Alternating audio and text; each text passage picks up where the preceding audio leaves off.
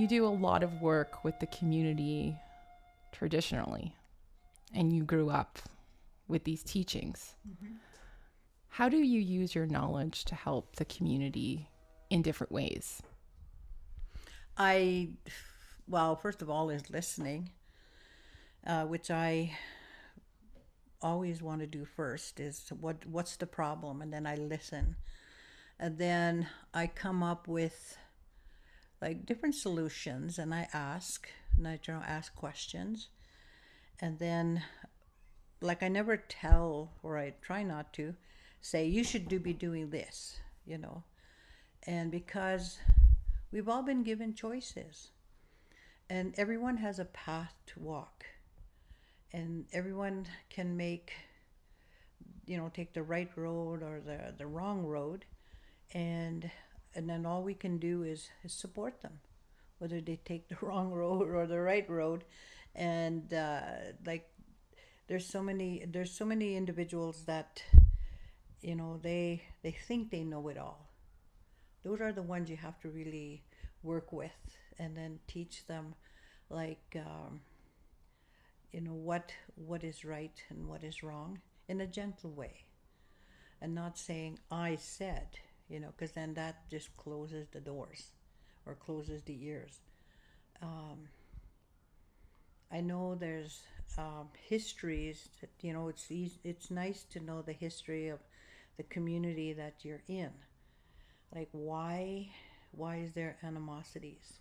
Why is there, one of our biggest enemy is fear and jealousy, and so many want to have what the other person has, and but that doesn't work out that way. Best thing to do is what you have is make the best of it, because when people know that you're doing the best you can, they will accept you for where you are, because you can't have everything, because the creator can only give you, or will only give you, what you can handle, because otherwise you're going to end up having a failure. And that's one bad thing about the communities that happens on in the reserves and the cities and towns, is if one organization wants to, or one family wants to do more than everybody else, they're going to have a burnout, and it's not going to work. It won't work. There's always a member that's going to uh, make things worse, or make it work.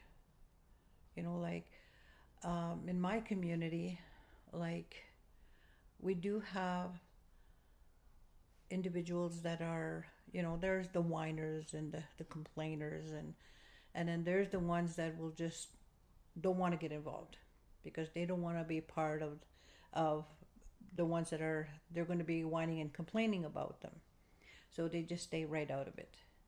And then but those are the ones probably are the smart ones, and they're being held back.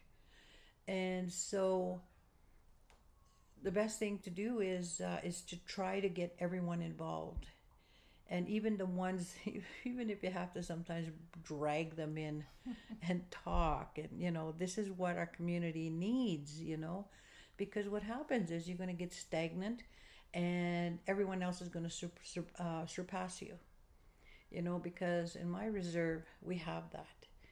And then the next reserve, like you just see them leaps and bounds, just growing, and they're planning for the future, they're working with the youth, they're working with the elders. And then the ones that are, oh yeah, you must be on a council, or you must be, and but that's, there it is, the jealousy, the nitpicking, and instead of working to the betterment, you're too busy looking, tunnel vision of just looking what this person have, what that person doesn't, but the thing is, we need to stop being tunnel visioned and look at the community, then look at the nation. And that is a job of an elder, is to look at the nation. You don't just look at just And I think that's why I work with children, I work with youth, I work with adults, and I work with elders. Because every single one of them has something to offer. Right to give you an example. This spring, I was at one of the schools only once because of meetings and travels and stuff. And so this little boy walks up to me and he says, "I missed you." And I went, "Oh, I missed you too."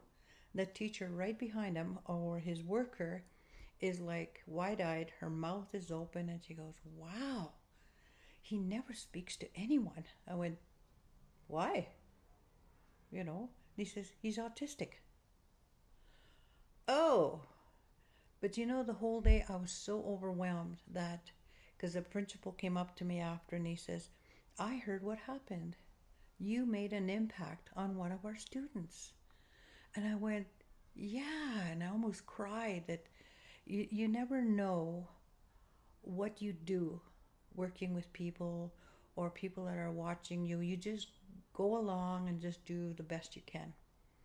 And then a month later, he chooses to sit right beside me. And I just told him to sit wherever, we're all in a circle. And then we did what's in a name, and everyone's telling me what all they're doing, what's their name. And now it's his turn. He's right next to me, and I turned around. I said, "Okay, it's your turn." And he looks at me and says, "I have a surprise for you." And the teacher's going like, "What?" Because she didn't have a clue. But he told her that I want to sit with her. I want to sit with Elder Darlene. And so I turned and, faced him. And he's only heard the Cree song, the Cree number song twice. And we drummed it. And he started to sing it. The whole thing. And except number 9, he kind of got stuck. And he's thinking, because I told him that if you don't know how to say number 9, just think of the Circle of Life, the Lion King, Kuma Matata, which is Kiga Matata. And he says, "Kuma Matata, Kiga Matata, Matata."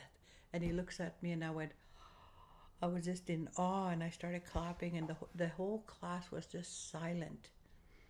And then we just clapped, and he just looked at all of them, got up and left. And this is an autistic boy.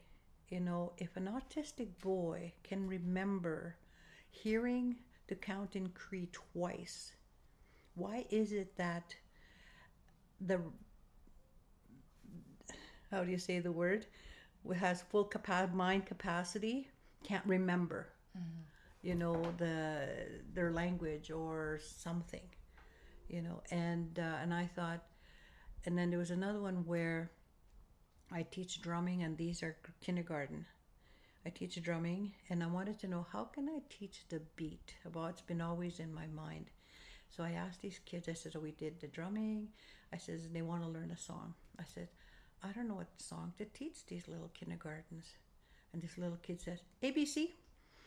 "Okay, let's play ABC." And they took off drumming, and they did the beat. And I said, "That is the beat." And they knew it. And so I had them play it again. The principal comes in, and they played it for her. And after that, I've been teaching youth and adults.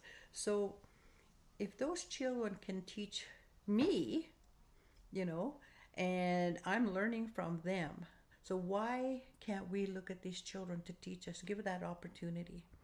And this other young boy, he's about 12, and then also listening, looking at your community. It says, what can I learn from this community? I want to learn something positive. If I'm not learning positive, then I should be out there teaching something positive. Because one of the things that I learned was, it's only a problem when you make it a problem. And if it's your problem, fix it. If it's not your problem, leave it alone. It's none of your business. I like that. Yes. And so, there's some people that have been offended when I've said that to them. Well, I said, is it your problem? If it's the reserves, it's none of yours, Just go in there and keep doing what you need to do, and, go for the positive, keep working with them. And if there's garbage on the ground, pick it up, throw it in the garbage, every little thing you do, and you see so much on Facebook about the pollutions of the earth, the oceans, and it's like, and I'm fighting so hard. I go to the classrooms and I'm really insistent on, looking at doing the 7 sacred teachings, but putting it towards environmental. If you love this earth, why are you throwing garbage on the ground? Why are you throwing garbage? And so the kids, they're learning it but they need to. Every school needs to do that. I remember when I was the executive director for the Friendship Center in Red Deer. This is years ago, and my son was going to high school, and he attends one of our AGM meetings. And he stands up and he says, "I have a question." He says, "I thought we were back Aboriginal people and we're supposed to look after Mother Earth. Why is it that we are using styrofoam cups which is going to fill the landfills and pollute Mother Earth?" And I'm looking at him, "Son, I'm the executive director here." And so the motion was, we had to get rid of all paper plates, styrofoam cups, and everything, because it was brought forth by a member. It was my own son. Oh. And so we bought cups and got rid of all. So now whenever I go somewhere and I see these styrofoam cups, and I'm going, what are you guys doing? And so I refuse to use. So a lot of times I'll bring my own cup, but then again, styrofoam cups are bad for your health. Mm-hmm. Not only Mother Earth, they're bad for your health too. True. So I guess and then learning, passing on the learning you received from your parents, your grandparents. It could be the simplest thing as picking rose hips. I never knew why we were picking rose hips.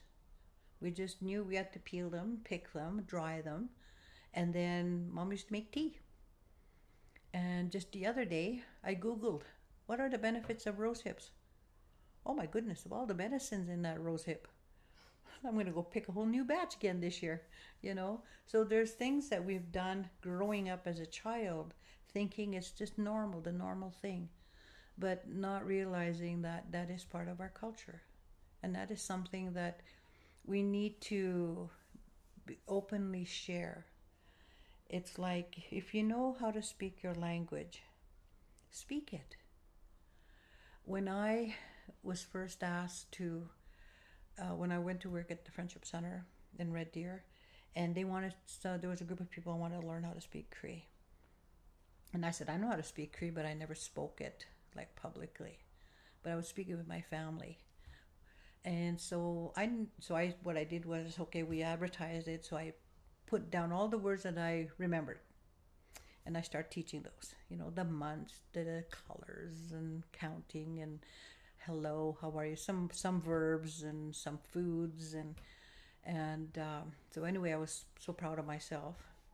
And then I came to Grand Prairie, and I'm driving back to Red Deer, and along the way, I stopped in Edmonton because I knew I was going to be late to get some fresh produce in Red Deer because they'd be all closed. So I walked back then it was Debaji, so it was a vegetable.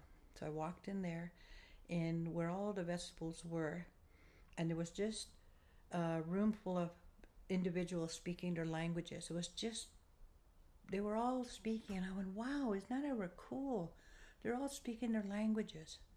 So I looked around, and I wanted to see if there was any Aboriginal people there. And way in the back, there was a man and a woman standing in front of, close to the green peppers. I always remember green peppers. So I barreled out there with my cart, and I stood by the man, and I said, Tanse.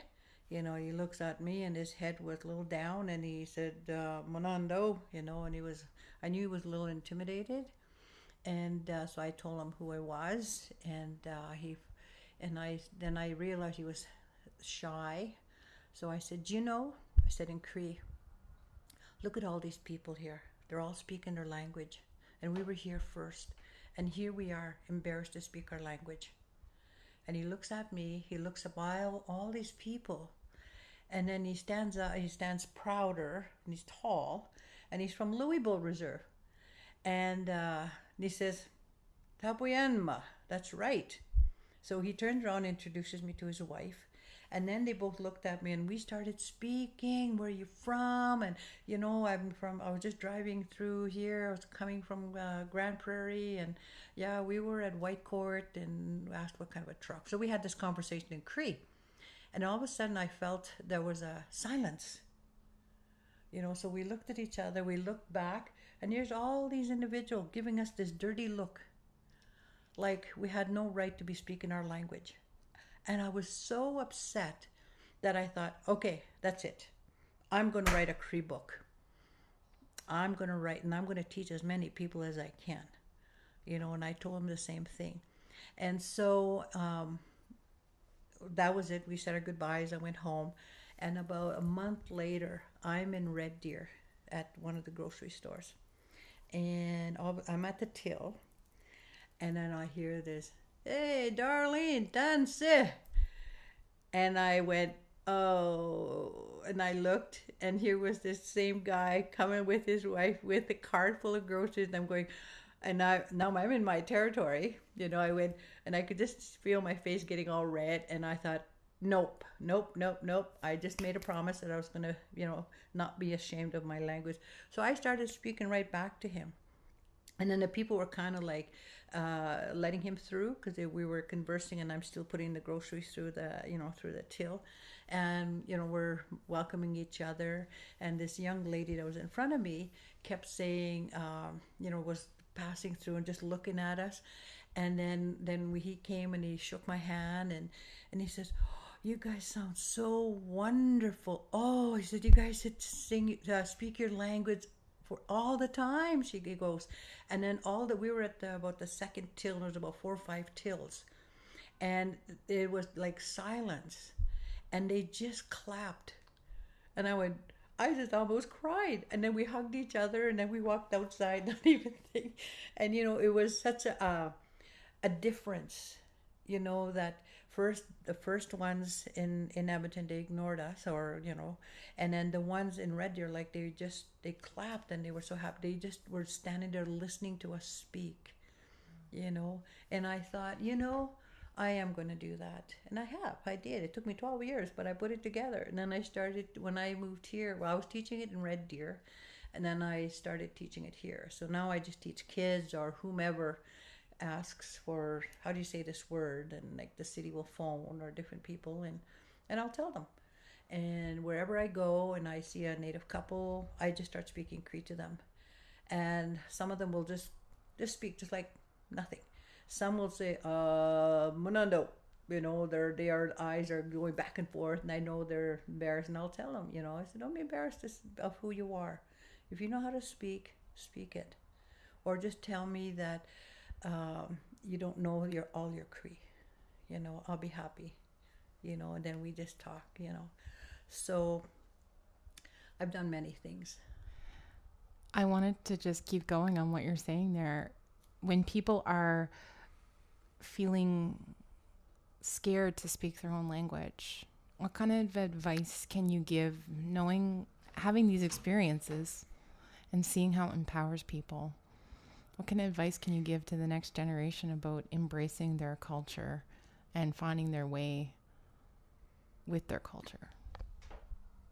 I guess one of the things is, there's so many things, because one of the things that I've been using is 1491 before Columbus, where they're finding evidence that thousands of years ago, they knew about heart surgery, brain surgery, and they're finding so much evidence that we were here first. And that, and I tell them, I said, we are the first peoples, and that we have the right to live our culture. We have the right to our language and our foods, but to do it gently. Don't do it we're going on a walk, we're going on a strike, or, you still have to be the caring and the sharing. But you have to have love and respect, and most importantly is wisdom to do what is right. Like if you're around people that are racist or they don't understand Aboriginal people is that do it kindly and explain to them, I'm First Nation, I'm Cree, and this is my culture, and I also encourage other cultures to know their language, to know their culture, their heritage. And the little children that I work with in schools, when I start in September, that's the first thing I ask. What is your culture? What is your heritage? And there's so many children that will tell me, I'm Canadian. I was born in Canada. Yes, you were. Yes, yes, you are. But what about your great grandparents? Where are they from? And then somewhere along the line, they'll get to meet them and they'll come back to me and they'll say, my mom is my dad or is German or Russian or, I said, that's your heritage. That's who you are. You're Canadian because you're born here, but your heritage is, and then it's all of a sudden they're looking and studying all about who they are. So it's a matter of belonging, who am I? Because so many of our youth, they don't know who they are. And my heart breaks for the children that are in foster homes or in group homes, because many of them, when they age out, they don't know who they are, because they were raised maybe with a Chinese, Filipino, Mexican, German, a different culture, Mennonite, and all of a sudden now they're 18 and they don't know who they are. Those are the lost ones. Those are the ones that my heart just breaks for. And they are good kids. And it's sad to say that it's almost like they're treated like little criminals. Like there's so many things they're not allowed to do, and it's almost like being back on a reserve behind iron bars, invisible bars. They can't do anything. My heart breaks for them because it reminds me of my mom and dad, of what we had to go through living on a reserve and having to ask permission to go shopping 3 miles away from our house to buy groceries. My first time I went into High Prairie, which is only like 11, 12 miles from our house, and seeing these lights, I thought I was in a big city, and here was just little old High Prairie, and yet all my life I'd never been there. And the shock of seeing Edmonton, and so a lot of these children that are in foster homes today are in the same situation I was in. Like they they're not allowed to go anywhere or allowed to do anything. They're not allowed to play hockey. They're not allowed to play basketball. They can play basketball here, but if they're champions and they win and they have to go to provincials in Edmonton or somewhere out, they can't go, because everyone has to get a criminal check. Everyone has to, they have to be supervised. They can't go here, they can't go there, It's like they're in jail. Same with all the little children. They can't have trampolines because they might fall and get hurt. Oh man, mom and dad would have been in jail a long time ago, because I like climbing trees. I like riding horses. Mud wrestle with the pigs in the mud, and swimming in the sloughs and fishing and, catching fish with safety pins and, and shooting rabbits and partridges with a 22. Like kids today, they're not allowed to do nothing. They know nothing. But for us, it was common. We just did it. We weren't barred. But I don't know if the Indian agent knew about it. Probably they would have taken them all away. But today now, our little children are they're overprotected, because it could have been because of one person messed up and it affected everyone. They were all painted with one paintbrush, and then the rest of the kids all suffer because of it. You get one awesome little boy who loves hockey, and they are just the most wonderful, they're the highest in their teams and marks, but then for them to go say provincials to another town or the city, and everyone has to get crim checked.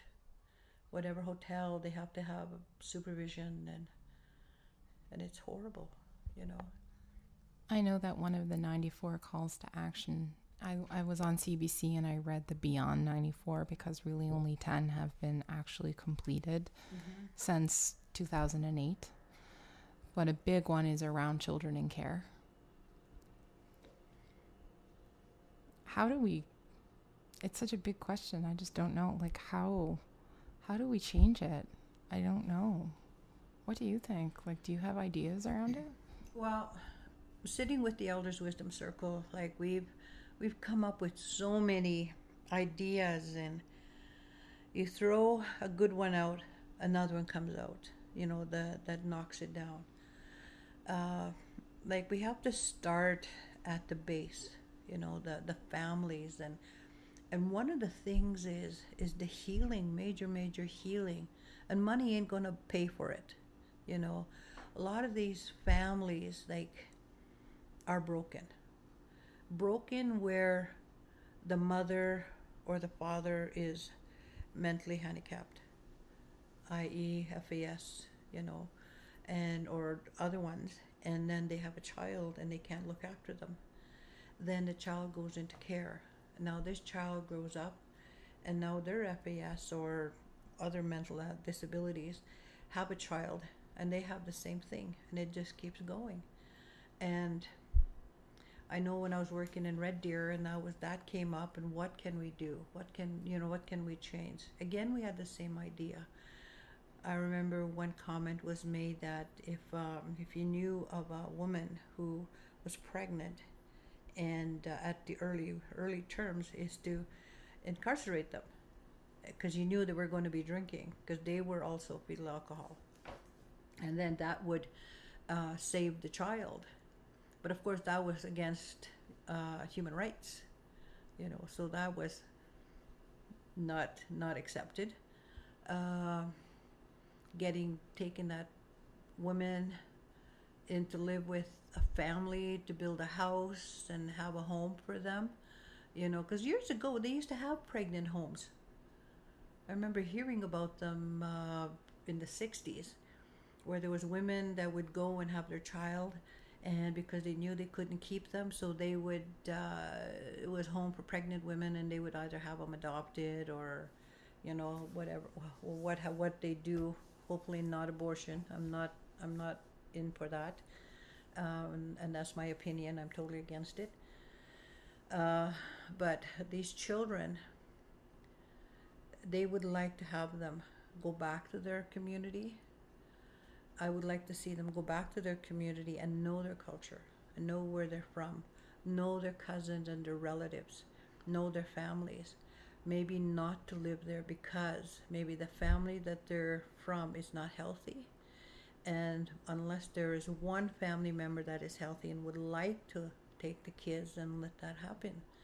But there are some families that are not healthy, and this child or children may be healthy, but then the mother maybe isn't. So it's kind of hard to put that child back in there, you know. So you're kind of caught in a catch-22 type of thing, eh? And I've worked with adults where they've left, gone back to the reserve, met their family, and realized where they're from. Okay, I can't come home, but I know who they are. And where they've gone out and found support. There was that Healing Women's Foundation that was here through Native Counseling, and was a women's circle, and there was a couple women that one was from the east and one was from here, and they went out and got their education. She got her degree, one of them, and has her children. They're all in school, and she's healthy, but her mother wasn't. But she made that choice, you know, and she still is in contact, you know. And same with, there was also two men that I worked with, and they have custody of their children because the mother wasn't. And the children are all, two of them are one guy had 4 children. In fact, the baby was still in diapers and bottle, and the woman left with him, but he wanted these children because he did not want to put them in the system, because he had experience with it and he had seen his community with children that went into care, and he fought, but he needed help. And so I helped him everything from how to change diapers, wash diapers, and the baby powder, the whole 9 yards, and the teething. And bumped into him about 4 years ago at when Zellers was still open. They were on the verge of closing, and he was there with 2 carts full of presents and everything, and 2 of his children were with him, and one of them was the baby who would have been 14. He now would be 18, 19, and the other 2 were. One had graduated grade 12 and was going to college, and it was a single man, but he wanted to make that difference. He did not want his kids to go into care. And if a man can do that, a woman can do it too, but the thing is willing to say, help me, I need help. And he wanted his kids, and the only way I can do this is ask for help. And then if someone asks you to help them, do whatever you can. There's no such thing as I'm too busy. You can always make time. There's a lot of youth out there, and a lot of people who are young at heart, who are healing their inner child. Mm-hmm. How would you like to see the community change when it comes to empowering youth?